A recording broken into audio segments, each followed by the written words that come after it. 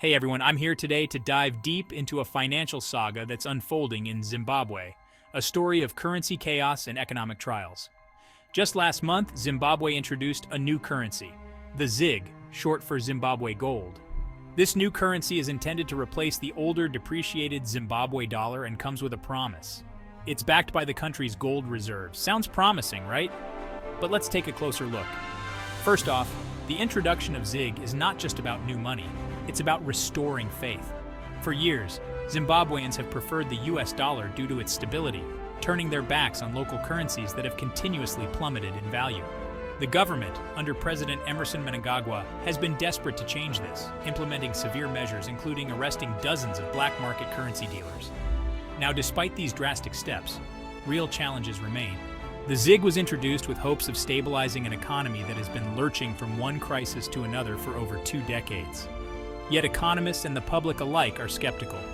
Just 2 months after its launch, the same old problems persist. There's still a critical shortage of cash, and the US dollar continues to dominate transactions. Moreover, addressing these shortages, the Reserve Bank of Zimbabwe recently announced a new initiative. They've partnered with HomeLink to allow people to swipe for local currency in smaller denominations. This move aims to ease day-to-day transactions and tackle inflation. But here's the kicker. The larger denominations are being withheld to choke the parallel market. Let's think about this. The central theme here isn't just about introducing a new currency.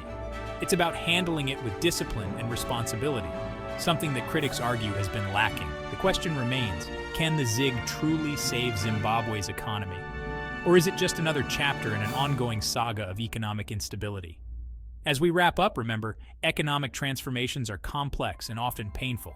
Zimbabwe's journey with the ZiG is a live example of how challenging stabilizing an economy can be, especially when public trust has eroded over years of financial mismanagement. So what do you think?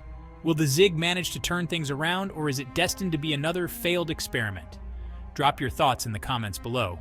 And if you found this overview helpful, don't forget to like and subscribe for more insightful discussions. See you next time.